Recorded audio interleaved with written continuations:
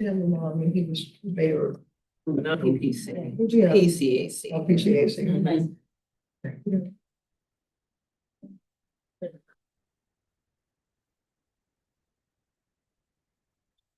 PCAC.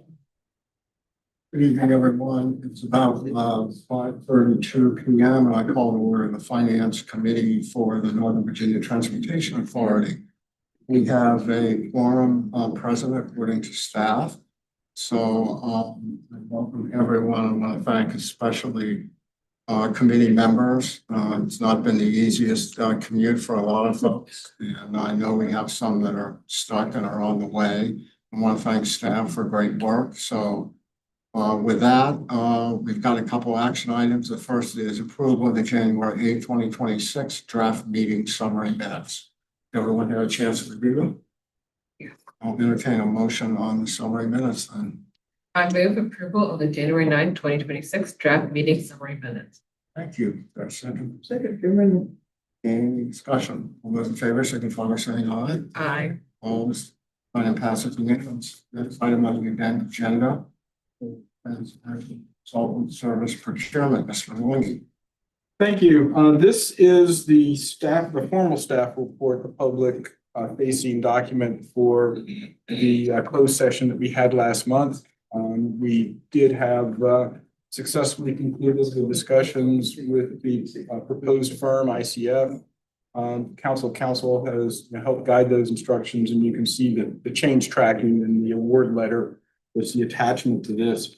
Rather than going through essentially what I went through last month during closed session, I'll just recap. This was a very public and open procurement. We had interest essentially from nationwide, national ranked firms, international firms.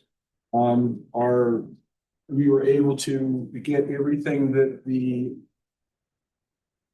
evaluation committee recommended that we get in the final terms of the agreement. So I'm very pleased to put this forward. It's very much under budget. We have about a 13% contingency because as we worked with ICF in the final terms, their costs actually went down. A big portion of that, yes, they went down. A big portion of You that. should still be talking to them. We're still on good speaking terms. I think they're highly motivated to have this contract. I think it is Move in the right direction. I like that. Yeah. I think it's a capstone for them, one that they're going to be very proud to be serving on. Additionally, part of that 13% is, as we have been talking over the last year, we are looking to insource some of the communications work. So this will come up later this evening when we talk about the operating budget. But we made the assumption, because we had to, it was kind of a binary fork in the road. We had to go right or go left. And we went with the fact that we would be able to get the communications position. So obviously, if we don't do that, that will eat into that contingency because we will have to go back and pay contractors to do some things that we had negotiated out of the final agreement with ICF. With that, I'd be happy to reply to any questions. Again, I want to emphasize council has looked over the terms that ICF wanted to change, and I think we landed in a very good place, and I thank them for their participation. Daniel Robinson is stuck in traffic, by the way. So we're looking at attachment 3, is that right? Correct. And then I see a letter dated February 12th. Today. And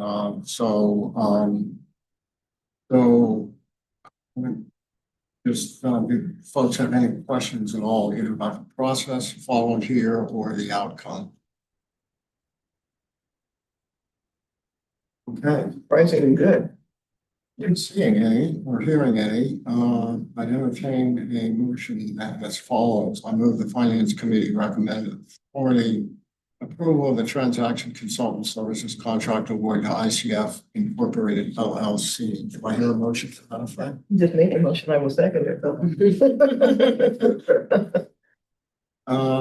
Any discussion? So, none, all those in favor signify by saying aye. Aye. So that passes unanimously. Thanks very much. Thanks for great work on the part of staff. We look forward to a very transparent and effective transaction effort. And with one note, as we discussed last month, this will go to the authority committee's recommendation tonight. Great, thanks. All right, so we have some discussion and information items. Item number 4 on the agenda, the budget. This is the time of year where we're giving you the facts on the 3 budgets for the authority. We work through the local distribution, 30%, then the 70% budget, and then the operating budget. The committee can choose to, at the end of this evening, after you've seen these presentations, to move these forward to the authority in March, or we can do more work at your direction and we can go to the authority in April, but we do have a target of having the budgets adopted by at least the April meeting. So with that, the first budget, the local distribution fund budget, this is the nicest one to present because you can go to the spreadsheet at the back. There is no carry forward because as truly a sign of success of this operation, every jurisdiction meets its 30% annual certification requirements. And so all 30% funds are distributed. What you see in the revenue side is obviously 30% of our estimate for fiscal 27, based on the revenue categories totaling 145 million for the year. And we, of course, anticipate distributing that 145 million to your jurisdictions over the course of fiscal 2027, leaving no budget balance. The wording that we do have in the staff report and therefore in the budget is ultimately the distributions will occur as the revenue is received. So there's always some slight verifications, and rather than coming back to you on a monthly basis for budget adjustments, we just put it in the budget because this money can only go to the jurisdictions. We just put it in the budget that we will make the 30% distributions based on the funds received during the course of the fiscal year. This is fairly mechanical compared to the, yes, please. The distributions are all made at one time though, right? They're made monthly. They're made monthly, but to every jurisdiction's monthly. As long as they've finished their annual certifications, we typically suspend a couple for a couple of months. A case in point is this month will be the first month that City of Alexandria gets its distributions because it will have wrapped up its annual certification process. Okay. So we hold those funds in escrow until the certification process is done. Okay. Questions about that item? I'm not seeing or hearing any. Next. And this one is largely mechanical as well. This is the budget where the projects get their funding. So as an integral part of the budget process is we start in September of prior calendar year, asking the jurisdictions which projects do they want appropriations for. Working through the budget, obviously the revenue is now 70% of the estimates because this is the 70% budget, totaling 407 million. The expenditures are the debt service, principal and interest for the bonds that we still have outstanding. We have modeling, licensing, PIMS, technical support.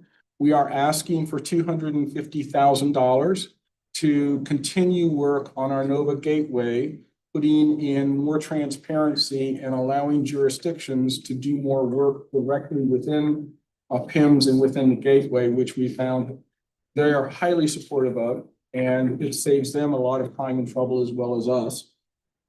We expect to make a similar request next year as well to complete improving that process. You'll notice that there is 4.5 million in the 26 column for a transaction. That is an expense that we'll be paying out over the next 5 or 6 years. So there's nothing in that column for fiscal 27. The key thing is the appropriations for projects. City of Alexandria has an approved project, so it will now have its appropriation for Duke Street Transitway at 75 million. City of Fairfax, Blenheim Blenheim Boulevard, multimodal improvements at 8 million. Fairfax is requesting Soapstone Drive extension for 15 million. Fairfax is also Seven Corners Ring Road for 4.2 million. Prince William County has 3 requests. One is what we call an on-time appropriation, meaning it just fits in the normal calendar of things. And that is Old Bridge Road widening, Colby to Minnieville at 25 million. Prince William is also projecting that it can move 2 projects further up in the calendar, meaning they can start and finish those sooner, which is obviously something we very much like to see. This is where I say every time, because the auditors want me to say it, you will be appropriating money that you don't have yet, which is typically a red flag. But over the last 10 years, we've worked that out with the auditors that rather this money sitting cash in our investment portfolio, when projects come up that they can advance, we want to support that. So it simply boils down to, rather than earning interest on this money, we're going to turn it into transportation quicker. Those 2 projects are Route 234 operational improvements at $10 million and Triangle Mobility Hub and first last mile connection improvements also at $10 million.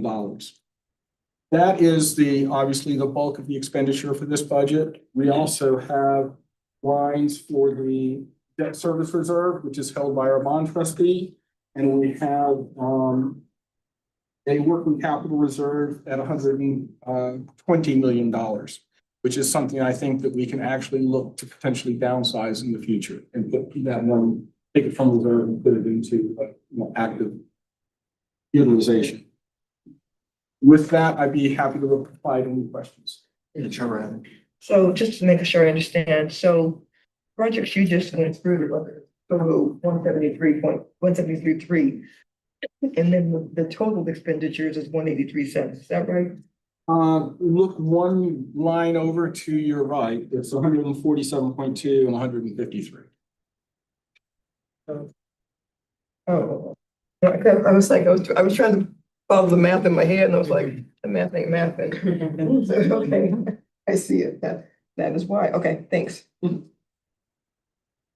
Yes, the obvious question of what's going on between the 2026 budget and the 2027 In terms of which, available. Is that because the various revenue sources are declining? well, the total revenue is actually going up about $9 million if you get the total revenue level. Project appropriation requests. The project appropriation requests are dependent upon the project sponsors asking for the money.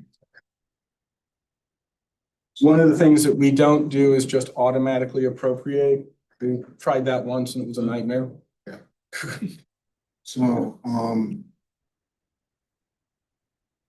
So how do we know this year's versus last year's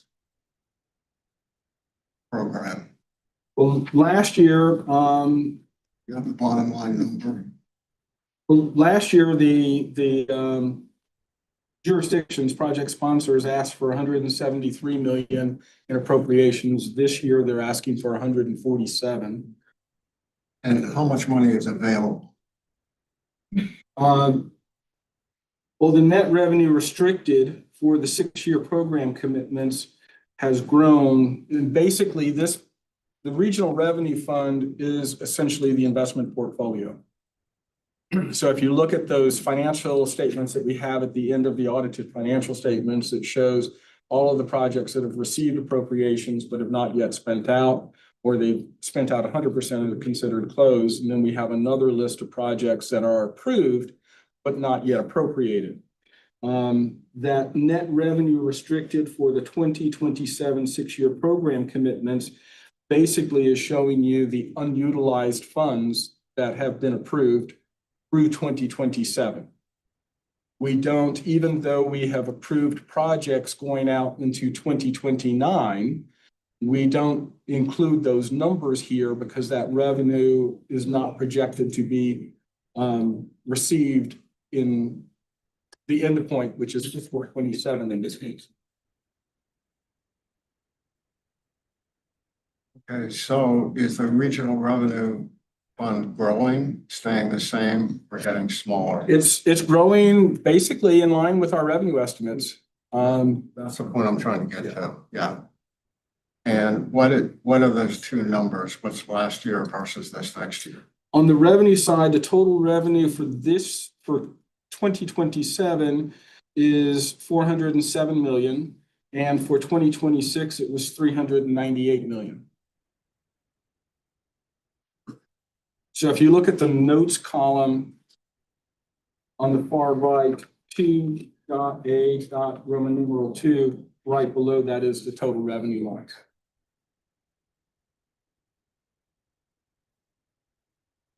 Do you have any questions about this? This presentation is a little kludgy, if you will. Could you define Because it's part of what we worked out with the auditors in that with doing these forward appropriations. Words for line for investment budget.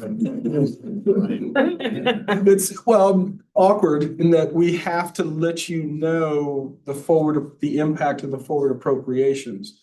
So there is some lines in here that were we to, so to speak, get over our skis and start appropriating revenue beyond what would be reasonable to expect to come in, then you would start seeing negative numbers. And even a negative number, which there are none in here, would not necessarily be a bad thing, because if you look at the third line from the bottom, that $120 million working capital reserve is one of the things that allows you to do those forward appropriations.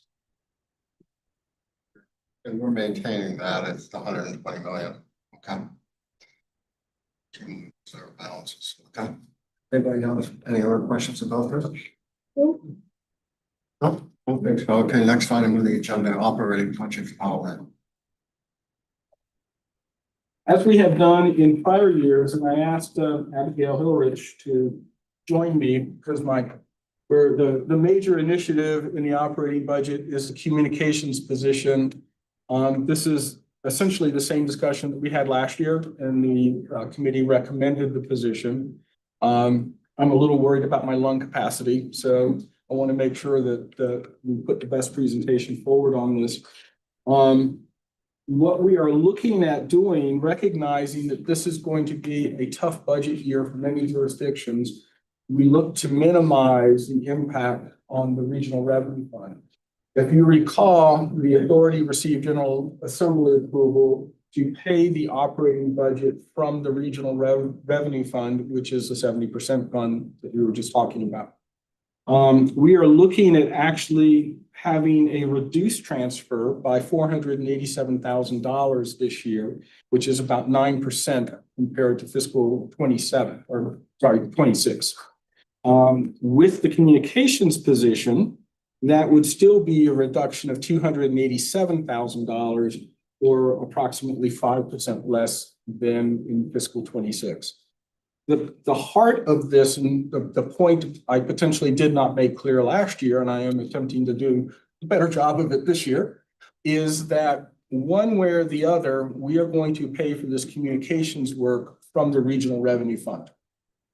We either do it as part of transaction and pay that money to contractors, which have overhead and profit, obviously, or we fund it internally with the new position, and we have the benefit of capturing 1,260 hours of additional communications work that can be done by our internal staff.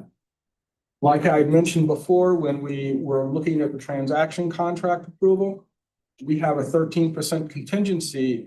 A lot of that is because we took out what we deemed to be work that over 10 years of experience have shown us we end up doing anyway. And that's when we have communications subconsultants have staff turnover, or just trying to keep them on our messaging rather than what they perceive our messaging should be or is. And it is pretty much a constant course correction on behalf of Abigail to make sure our messaging stays consistent.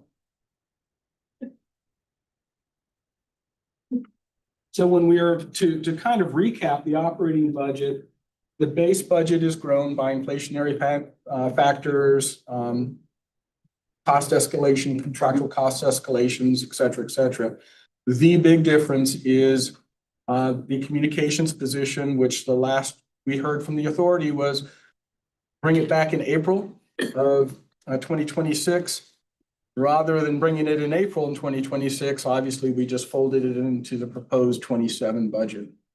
I can go into what Chair Randall has called in the past, death by transparency. Be more than happy to Abigail and I would both be more than happy to respond to any questions on the base for the communications position. So as soon as we can even see this.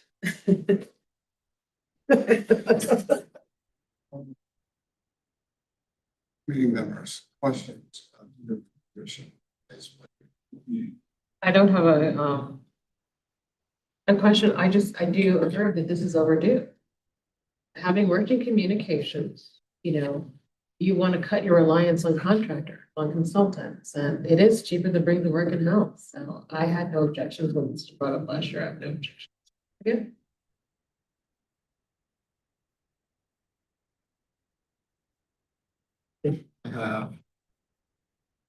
If we're assuming 5% compensation increase, I think counties are. How do people feel about that? Keep it in at 5% at this point, but folks have to know that that could change. If the budget is finally approved.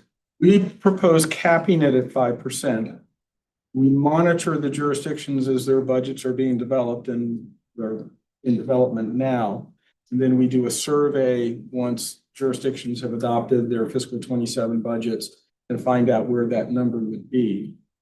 There is, when you look at a 5% increase in a salary budget line, a large jurisdiction can have a 3% increase in their budget line, but give 5% raises. The reason for that is they have unfilled positions at any given time, just natural, people getting promoted, leaving a vacancy behind them temporarily, moving on, retiring, et cetera, et cetera. They also, most jurisdictions have a significant number of employees who are topped out in scale. So what we do, the budget number is really not a good comparison. That survey that we look at the jurisdictions, and actually we lean rather heavily on Arlington because they do a really good job of doing the survey for the region. And the survey breaks out, this percentage is going to potential merit increases, that would obviously be a top. This percentage is available for COLAs. Not every jurisdiction does a COLA. Sometimes jurisdictions cap their merit increases because of their budget issues. So what we tend to do is we take that survey, we may throw out a jurisdiction. In some prior years, we actually threw out Loudoun because Loudoun was going through a process of updating its pay scales. And part of updating pay scales oftentimes involves a catch-up period. And putting in a catch-up period is obviously would inflate our number. So we take, I think, a fairly sophisticated approach to it. But we are topping the request for the budget increase at 5%. Chairman, so I'm not as convinced as some of my colleagues that our constituents are looking at what NVTA's compensation is and comparing it to their employees. I'm not convinced of that. Maybe they are, maybe they're not.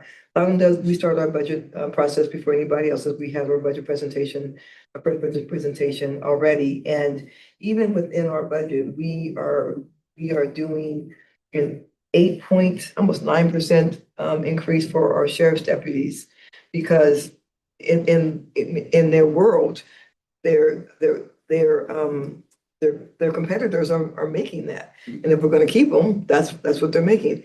And so I do hear what you're saying, and I always do know that Loudoun is slightly different. We have the lowest tax rate in all of Northern Virginia, to include Clark County and Stafford County. So I understand that we're different. I understand why we're different. But I also know that what in my head, one, it's up to 5%, but two, you're also, I think we have to, I think if we're going to be able to do things like bring the communications work in-house or do the good work that's being done here, we have to, that's the compensation for that work that's going on right now. And, and if we get to the authority and, they don't agree, or especially one particular person who has the bulk of the vote doesn't agree, then we'll have that discussion then. But I don't believe, for me, I would say present it to the authority and let them take it down if they need to, but I wouldn't say that the finance committee does that. And thoughts about that? Okay.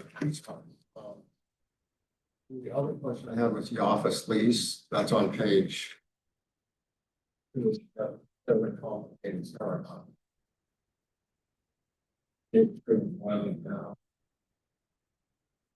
There are a series of things that well, tell us, give us a summary of that paragraph, that one stuck out. To summarize this most succinctly is Canadian microphones. We had promised the authority that we would upgrade the sound system as part of our taking over this space. It was inadequate. We did order the equipment. It came in, and who would have known that there was a US and Canadian specification for microphones? But the microphones came in with Canadian specifications. They are getting rebuilt now.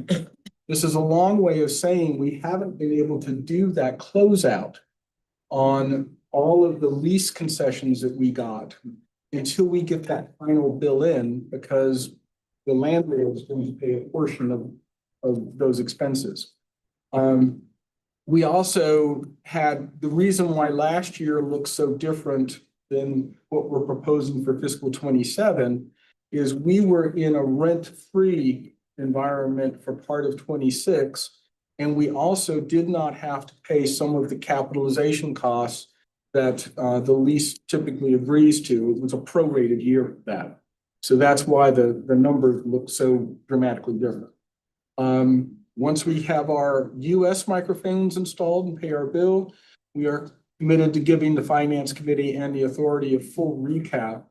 And I think we'll have very good news to share with you to the tune of $800,000+ of money that, after all of our occupancy expenses and everything else are covered, are still sitting as our cash. And we will present the committee with a proposed use for that. Essentially, the thought is right now, hold it in reserve until we need it in the future, so we don't have to, as we expand into the other area on the other side of the kitchen, we don't have to hit the authority with a big bill for that.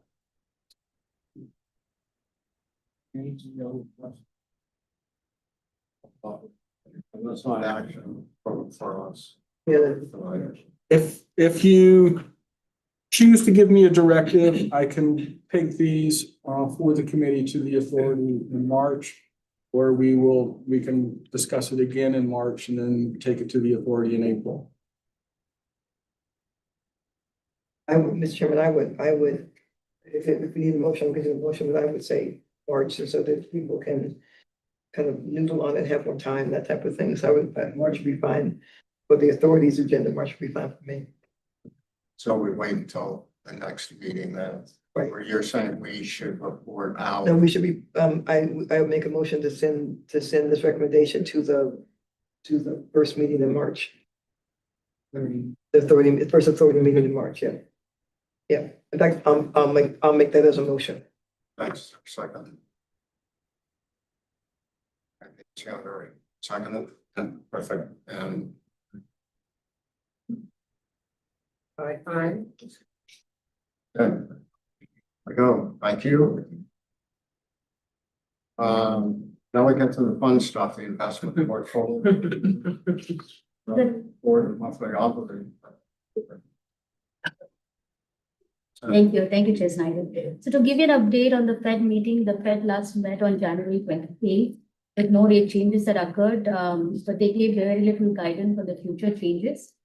The new Fed chair to be appointed in May of 2026, a few rate cuts are anticipated. I'm sorry, when will the new Fed chair be appointed? May of 2026. May, okay. Yeah. May. There's already a name that's been nominated, Kevin Walsh, so. On the portfolio end, it currently maintains, Not yet. But she coming to me. So the portfolio end, it currently maintains a balance of both short and long-term maturities, keeping the rate cuts ahead in our mind. And we are continuing to outperform both the benchmarks. With that, I conclude my presentation. Have to take it. No, this is significantly better than the benchmarks, so. I know there was a comment in there about wanting shorter investments because the lower interest rates, but with lots of jobs report and speculation that they're not going to do that. So I assume we've tested that as reality as well. But, You get a jobs report? huh? Yeah. What we are looking for in the portfolio is we're taking as long a maturity as we can wisely take at this point, knowing that a cut is coming. Now, that calendar has been moved, that's been moved down calendar. The jobs report currently doesn't support a cut. Right. So we will continue to look at that, essentially that 3-year range. But looking at the economic factors, if we think the Fed is going to cut, we will shorten our maturities. And what that will do is allow us, when rates start to come up again, to rejoin the battle at the higher rates. Which is that's the philosophy that we've built the portfolio management around. It's called a laddered maturities. So we have actually pretty good coverage now going out to our 5-year maximum duration. We're very well spread. I think we could take a 25, 50 basis point cut and still keep above average returns going for probably another year, year and a half. And that's the whole point of the portfolio structure that Dev has put in place. Sure. Any questions about the investment? So, I mean, I believe that the point of having a new Fed chair is to cut. I mean, no matter what any job report says ever, that's what. Seems to be a core interview. Exactly. So, and I should know this, but a Fed chair is appointed for a 4-year term? Yes. Okay. So we could see lots of cuts over the next 3 years, of that 4 years. Okay, thank you. Oh, yeah, there is that. Yeah, exactly. Yeah. At least 2 of them. You do, exactly. Okay, any other questions on that? Thanks. Yes, we go to attachment A on the revenue. Our sales tax is starting to come back to our estimate. Last month, we were behind 2.3%. We're now behind 1.9.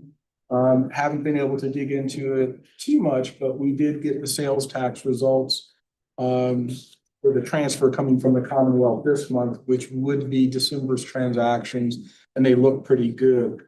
So currently we are 0.5% off from our estimate, which is really not worrying me a whole bunch, especially once I saw the Commonwealth sales tax notice this afternoon. It was like a big sigh of relief because nationwide, the holiday sales did not bear the fruit that they typically do. But again, Nova in particular seems to run against that national narrative usually. So a bad number nationally is oftentimes a not so bad number for Nova. A bad number in the state or a good number in the state is usually an excellent number for Nova. I think you're seeing that play out. So kind of a long story short, I don't have any concerns on the revenue estimate. I think we're gonna be spot on for fiscal 26. No, that's interesting. It's great because the presentation at the COG board yesterday that they had to stay away from sharp objects for a while after listening to that. I mean, it's really it's impressive, right? But if I may, Mr. Chairman, I think because I was gonna ask about that, what Dr. Hatton actually pointed out though is that she thought the numbers right now still look good and the holiday numbers still look good because many of the people who took the payout were still getting paid. And now that quote fork in the road unquote is over with Brookings is estimating, and then they're going to put their slide deck out next week on this, is that you're going to see some numbers in this region fall off the cliff is how, I mean, that's what was presented. But I mean, they did recognize that at this point, you know, people were still living on, all those people that got dosed or whatever, were still living on the money because they hadn't fully been paid out yet. And so she thought that in the first quarter of this year, which is what we're in right now, at the end of the first quarter, we're going to see those numbers drastically start looking very, very different. And so you're right. I mean, at the end, I was like, oh God. And really, it was really interesting because if you looked at the numbers she was showing, the closer you got to DC, the worse the numbers were. Like geographically, the closer you got to DC, the worse the number were. Because I think a lot of people who live closer to DC were working in DC. And so I loved her confidence. Her presentation was, you know, Sobering. sobering. So maybe it's somewhere in the middle. I don't know, but I think we may not know until the end of the first quarter. If we were reliant on corporate income tax, regular income taxes, I would be much more pessimistic. One of the biggest threats we actually have for sales tax is what we're seeing outside the window, which is the ice.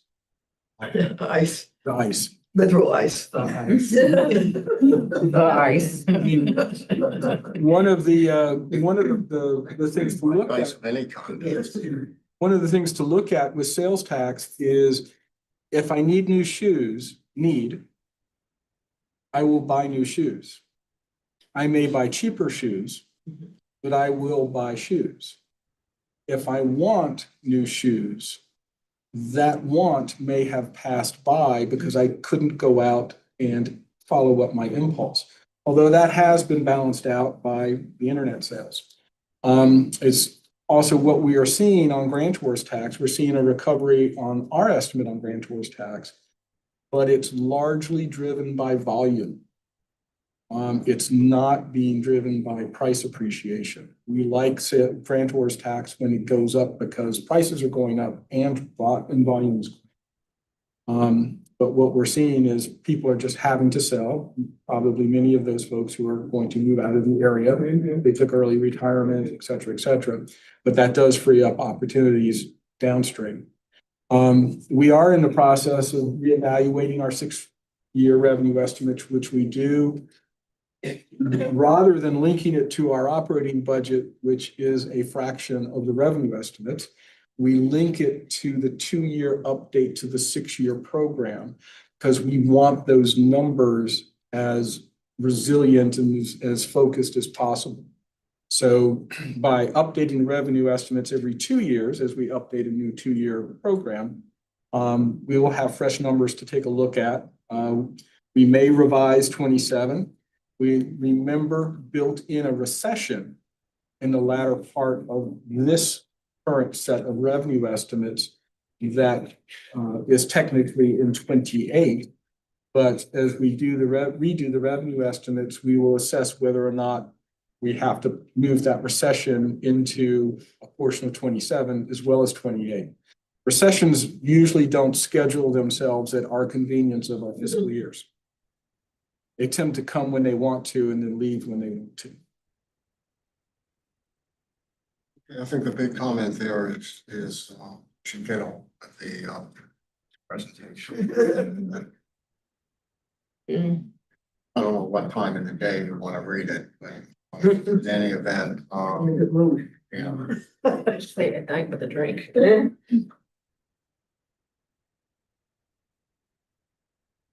Any other questions and charts? Any of that?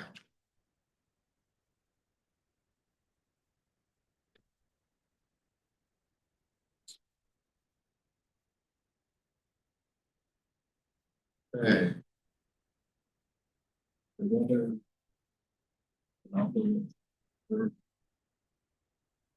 The monthly operating budget, we are 50% through the fiscal year. We expended 44% of the budget. And we don't anticipate needing the budget.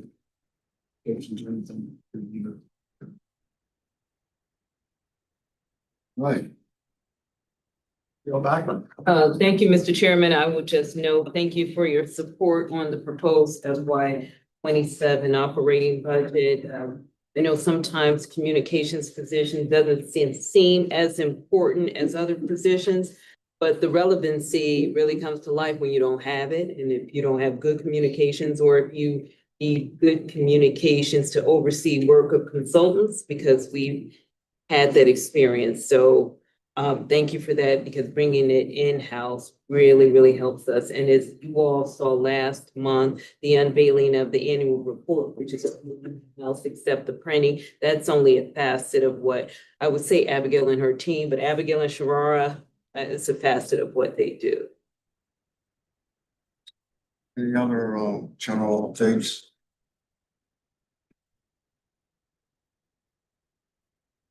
Okay, well, I think we've made it through the agenda. I don't think we need a closed session for any reason.